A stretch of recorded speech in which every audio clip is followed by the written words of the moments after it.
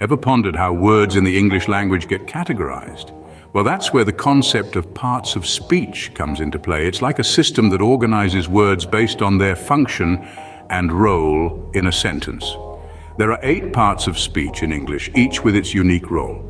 The first one is the noun, which names a person, place, thing, or idea.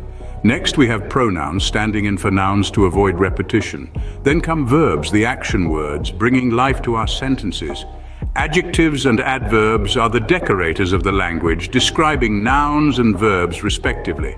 Prepositions link words together, showing relationships. Conjunctions, they're the connectors, joining words, phrases, or clauses. And finally, the interjections, expressing strong feelings or sudden emotions. So you see, each part of speech holds a critical role, making our language precise and expressive. Now dive into each part of speech, starting with the noun. First up, nouns, what are they? Well, let's dive right in. Nouns are words we use to identify people, places, things, or ideas. They're like the labels we put on the world around us.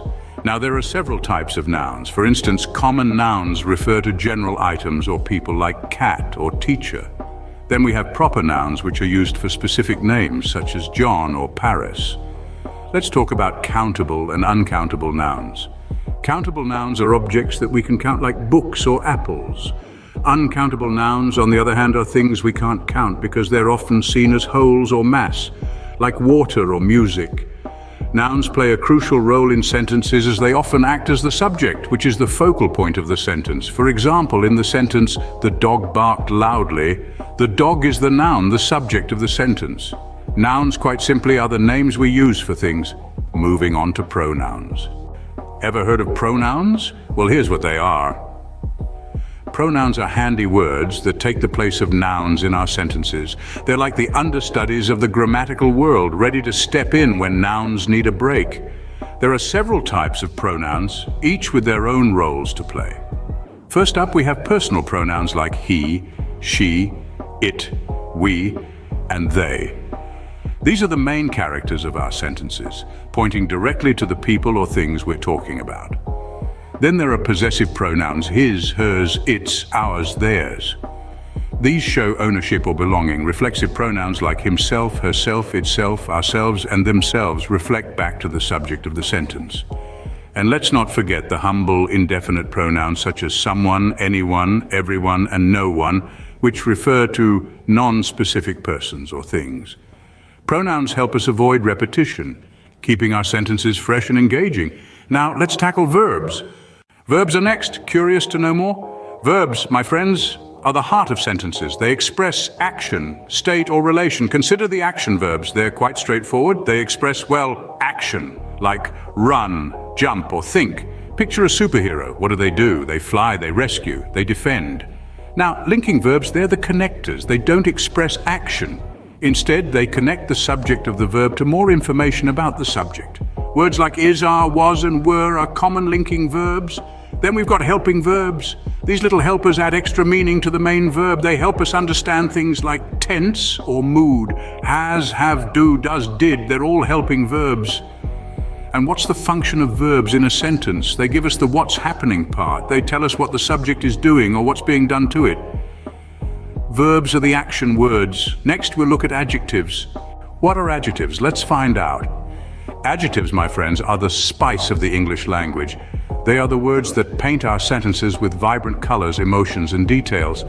In a nutshell, adjectives are words that describe or modify other words, typically nouns.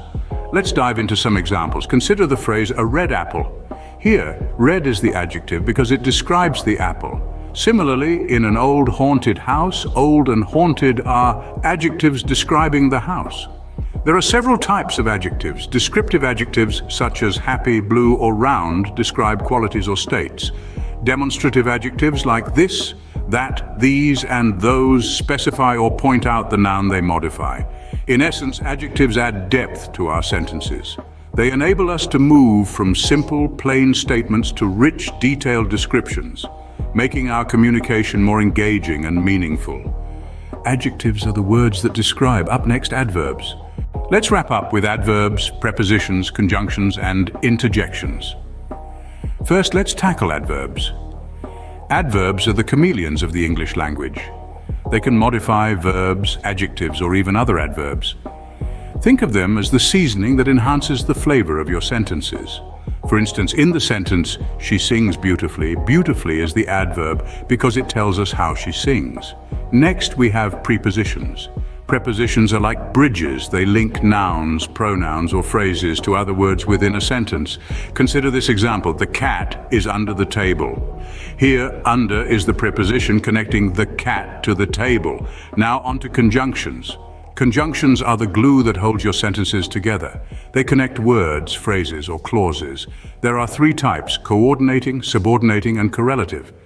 An example of a coordinating conjunction is and in the sentence, I like apples and oranges. Subordinating conjunctions like because in I ran because I was late introduce dependent clauses. Finally, correlative conjunctions work in pairs like either or in you can either stay or leave. Finally, let's talk about interjections. Interjections are like the spontaneous reactions in your sentences.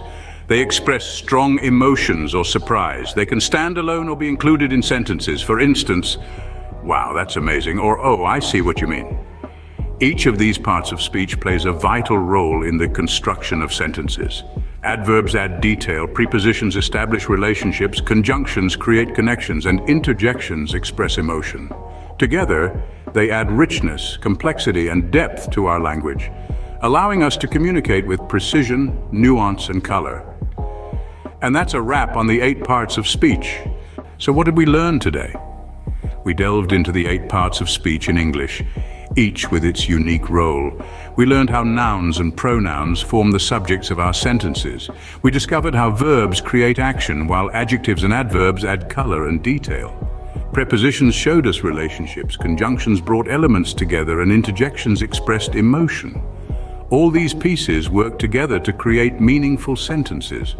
Understanding these 8 categories can significantly improve your understanding of English. Thanks for watching.